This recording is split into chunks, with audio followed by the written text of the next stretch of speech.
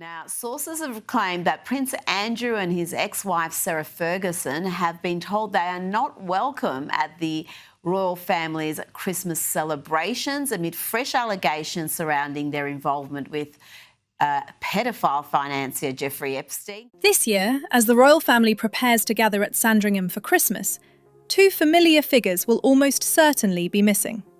Prince Andrew and Sarah, Duchess of York, have reportedly been asked to remain away from the festivities, following the controversy now known as Fergie's email scandal. It is a striking moment, one that raises questions not only about the Yorks' personal futures, but also about the direction of the monarchy itself. At the heart of the issue lies the future of their Windsor residence, Royal Lodge, as well as their ongoing financial struggles. Together, these threads paint a picture of two individuals who were once at the very centre of royal life, now increasingly at its margins. In recent months, the presence of the Duke and Duchess of York has again attracted uncomfortable attention. Well, no, and they certainly are not enjoying a great time of it because Fergie's relationship with Jeffrey Epstein has been absolutely exposed over the last few weeks. Revelations that she was responding to emails with Jeffrey Epstein after he was convicted.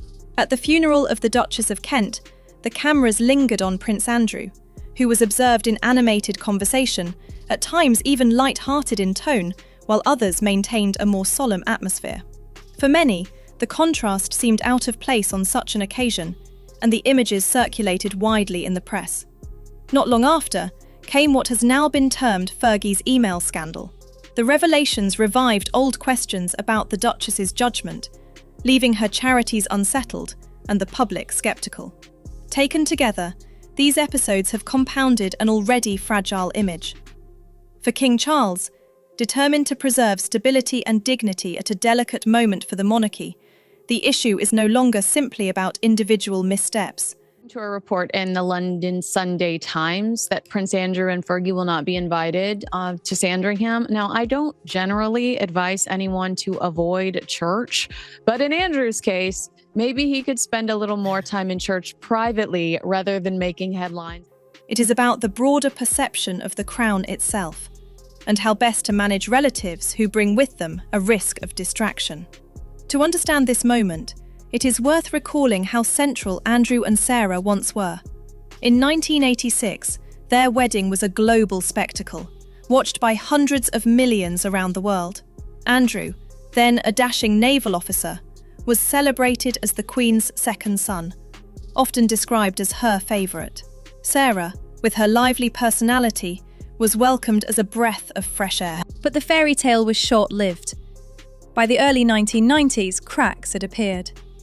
Their separation in 1992, followed by their divorce in 1996, coincided with what the Queen called her annus horribilis, a year of scandals that shook the monarchy.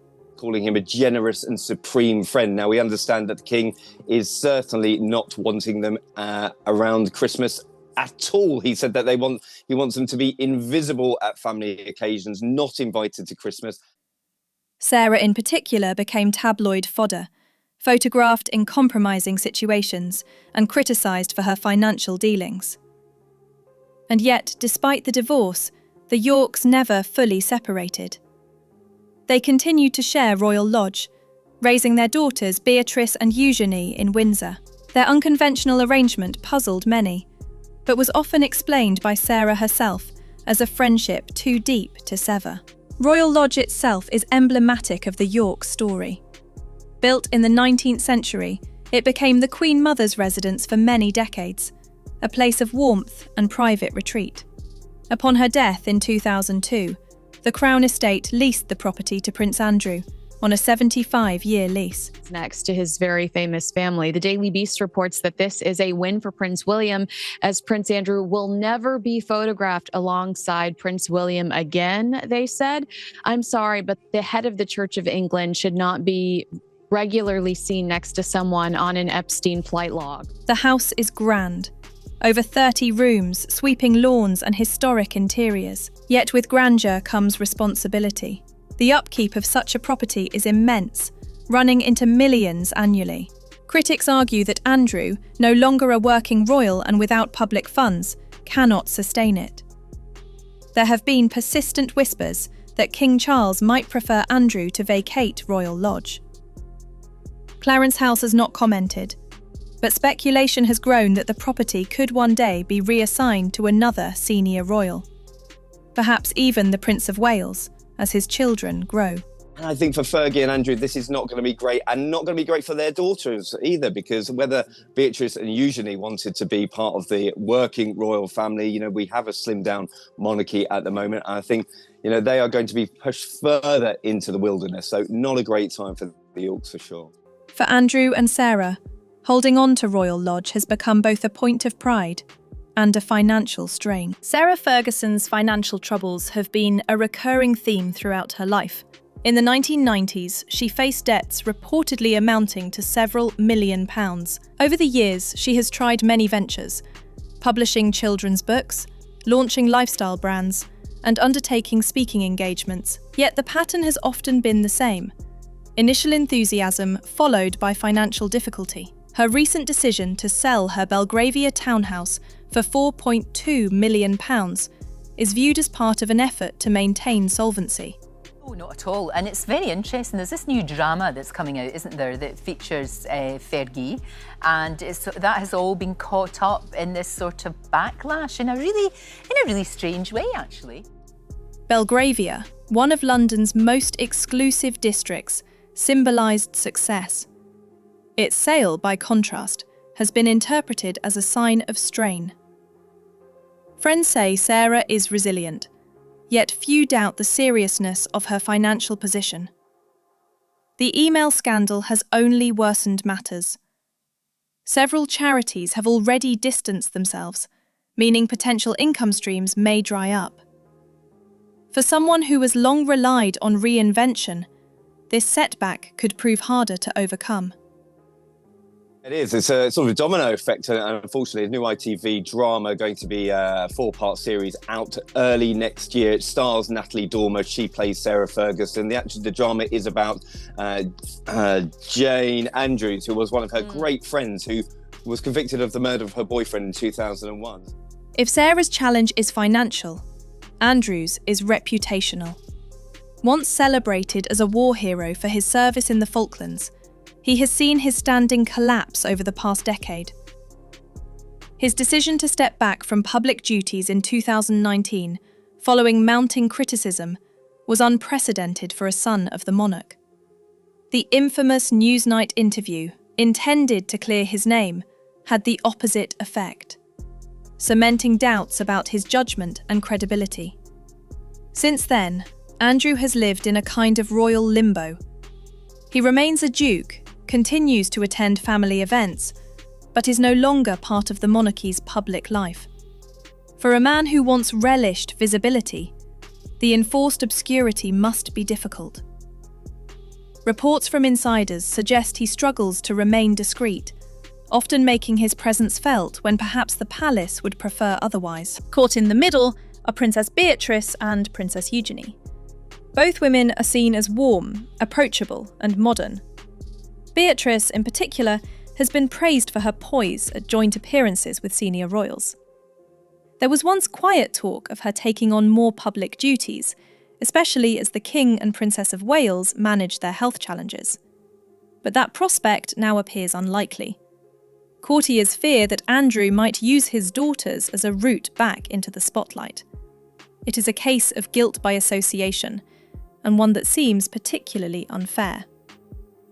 As one insider remarked, Beatrice has never put a foot wrong, yet her path is blocked by the shadow of her parents. The decision to exclude Andrew and Sarah from Sandringham this Christmas carries deep symbolism. Sandringham has always been more than just a home. It is the stage on which the monarchy presents itself as a family. The Christmas Day walk to church, watched by crowds and photographed by the press, is a tradition that reinforces continuity. For Sarah to have been welcomed back in 2022 and 2023 was significant, a sign that she was once again part of the family circle. To be excluded now, and by instruction rather than choice, is to be firmly placed on the margins. Last year, Andrew and Sarah spent Christmas together at Royal Lodge. They were joined not by their daughters, but by one another. A quiet, isolated gathering that contrasted sharply with the public warmth of Sandringham. It seems this year may follow the same pattern. What does this tell us about the monarchy in the reign of Charles III? Above all, it demonstrates a willingness to be firm.